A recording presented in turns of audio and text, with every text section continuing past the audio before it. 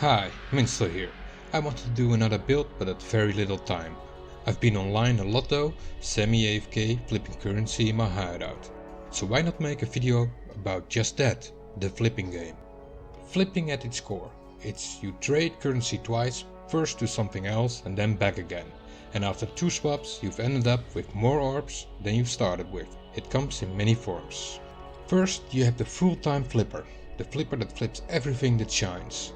He stands 24/7 in his hideout with constantly customers coming and going. This is enabled with the premium stash tab. You can put a single orb of all kinds in your tab with all kinds of ratios. It's a lot of management, but well worth it. You can also log in to the Exile trade website itself to set ratios. The drawback of the full-time flipper is you are no longer playing the game. You are constantly inviting people and clicking trade windows. It gets a little bit less annoying when using trade macros, but still this can have the consequence of you going completely brain dead after half an hour. I do, and I know this is not for me. I'd rather play the game. Needless to say, playing in parties is completely impossible. However, there's no denying, this is extremely profitable, even though the work is very hard. On hardcore, this can even be seen as competitive, since with a lot of relative wealth, as in you have more buying power than other players, you can acquire all the best gear that is for sale and hence progress faster, with less risk of dying since your gear is OP, and while preparing you're standing safely in your hideout, there's no risk of dying. After flipping and starting a new build, with all the build enabling uniques ready to go in your bank, well, that makes for a great playing experience as well. There are also possibilities for moderate use. Your premium flipping tab is disabled during normal gameplay, but while watching a movie in windowed mode you turn it on and flip currency while being entertained. So there can be some mitigating factors. And here I end my talk about the first version, the full-time flipper. The second form is the specialized flipper. This one plays the game and pops back to town for the occasional trade. To make it worth the player's time, as in worth it to interrupt your gameplay, he only trades with a threshold profit, so each trade should make him at least the equivalent of X amount of chaos, something worthwhile to portal out of his map. For the profit to be X amount of chaos, it needs to be a large amount of currency being flipped in one trade. For example, let's take the primary orbs used as currency, the Exalted Orb and the Chaos Orb. Let's say the ratio is roughly somewhere near 50 chaos for one Exalted Orb. If the flipper would sell X for 51 chaos and buy X for 49 chaos, he makes 2 chaos after 2 trades, that's 1 chaos each trade. Well, that might be too little for that player to keep interrupting his gameplay. So if that player would do this trade with 5 Exalted Orbs at the same time, he has ended up with 10 chaos after 2 trades, that's 5 chaos profit each trade. Well, that might be doable. Interrupt your gameplay for a trade of 5 chaos profit, that's okay in my book. For a while I've done this 5x flipping trade myself and found it highly profitable. Here are the drawbacks and dangers I've encountered. First is the danger of making mistakes. It takes time to get used to doing trades with 5x worth of trade windows, it's a lot of value. You cannot fail to notice you're putting in an extra row of chaos worth 50C. So you have to use some safety measures to avoid making these mistakes. You have to take a methodical approach, like counting twice or counting how many orbs should appear in the trade window before your trade partner has put them in. The second thing is the drawback of clicking bulk. It takes a lot of time to juggle 250 chaos out of your bank and into trade windows. There's one trade strategy that can mitigate this process tremendously. While you're in a map, you constantly get messages for the 5x trade. Do not interrupt your gameplay until you got 2 people wanting the X trade in both directions. Invite the 2 customers and pluck 5x from your bank. Proceed that player wanting to buy 5 Exalted Orbs first. And then remove your rake, your interest from all those chaoses, in this example 10 chaos. Next, trade the customer and flip the chaos back into the 5 Exalted Orbs. Pop the 5 Exalted Orbs and the 10 chaos profit back into your bank and continue mapping. In this example it has saved you the hassle to take chaos from or into your bank.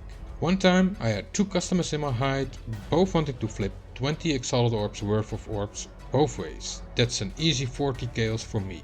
Now if they only knew, they just had to trade each other for a better ratio lol. The danger of running bulk deals is you run the risk of flipping all your currency to one end of the scale in a short amount of time. So you might end up with all exalted orbs before you go to bed or quit for work. Now that can be a problem if you don't know if the market is going to be manipulated or crash. So if you don't know, always try to end up with roughly 50-50. So your exalted orbs and your chaos orbs should have roughly the same total value. This is also a good tip if you're afraid of losing wealth overnight. If you're not interested in flipping and you're not interested in constantly keeping yourself informed with the exalted chaos ratio, just keep 50-50 and you never lose or win much. This, some peace of mind, something not to worry about, can count for a lot too. Another drawback is people might know you're rich, so you have less chance of getting away with lowball offers because the seller knows you've got 50 exalted orbs.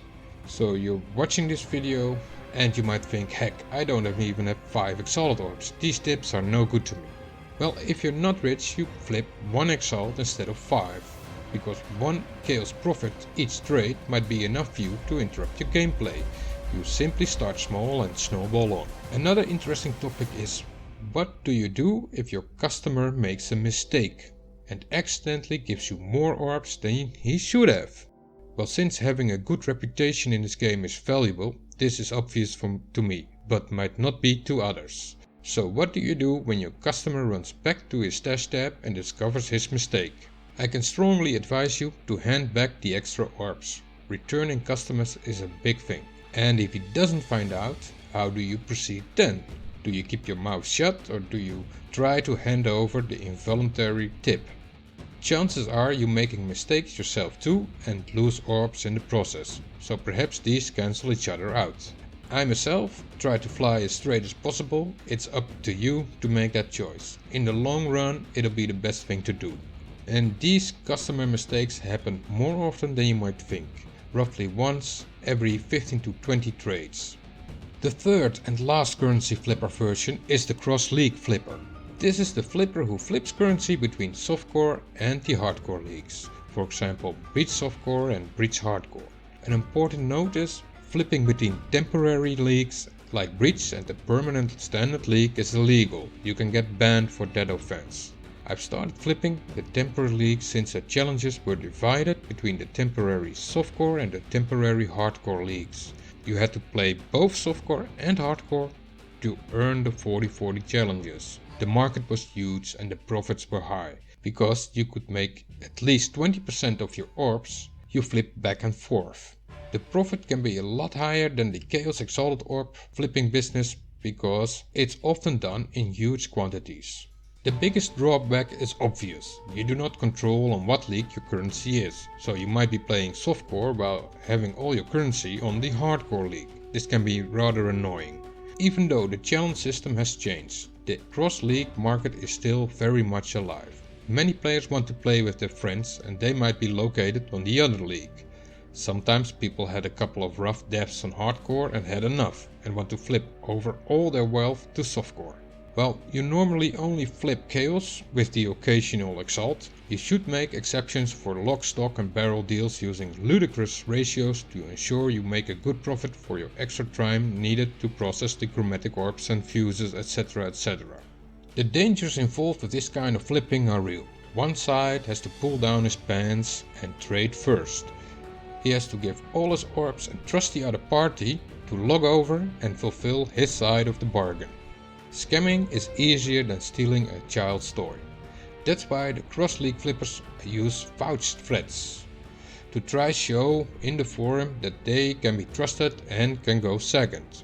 Since people can make unlimited new accounts who can vouch their flipper account forum thread, only vouchers with accounts of supporter tags really count. Since people who donated real money to grinding gear games generally do not do silly things with their precious accounts. The basic rule in this business is, if you're a flipper, never go first. An important note is this: rollbacks from the past have been addressed, so that danger is very small. And with rollbacks I mean you receive orbs, log over to give your part of the agreement in the other league, and after that, when returning to the original league, you find out you didn't receive the orbs since the first trade got rolled back. I can advise you, do not do this when the servers are unstable. Now, to be able to find your customer after the relog, you have to add him to your friends list, and to remember what specific deal you were doing, you'll have to set a note, X to X orbs. Only then you'll be fine.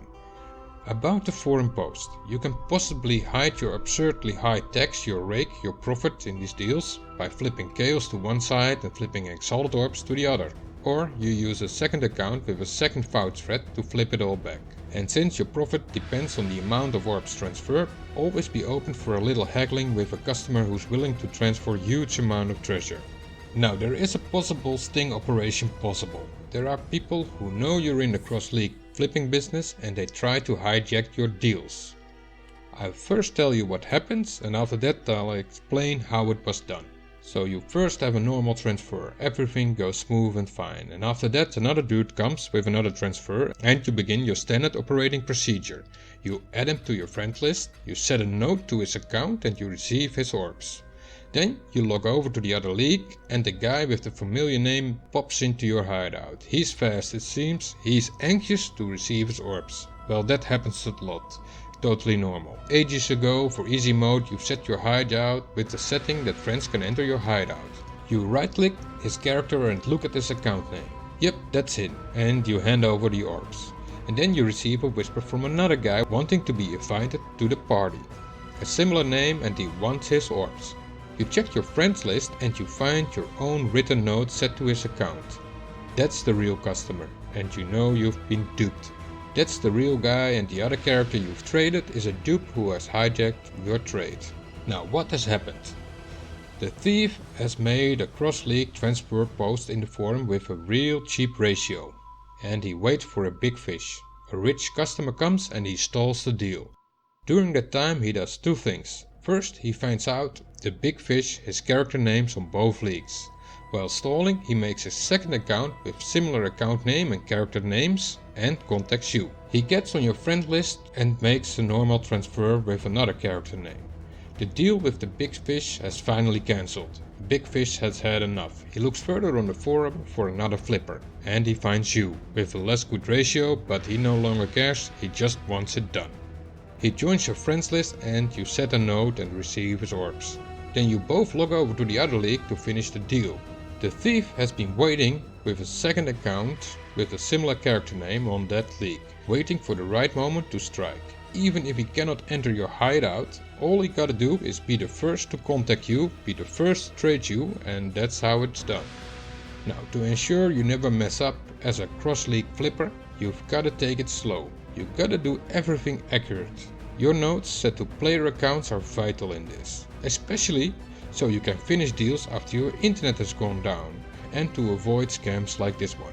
Account names can have numbers like zeros instead of letters, so it can be hard to distinguish accounts. Think of zeros and the letter O. However, the note you write in your friends list are unique and cannot be tampered with. So the bottom line is, don't rush things, take it slow, have a bulletproof strategy, be methodical and you'll be fine. If in any case the opposing party wants to rush you, tries to make things go faster than you like, just go over all the details again, take your time, or straight up cancel the deal. Especially when things look too good to be true. That's it for now. I hope this video has been interesting and of some use to you. Thanks for watching.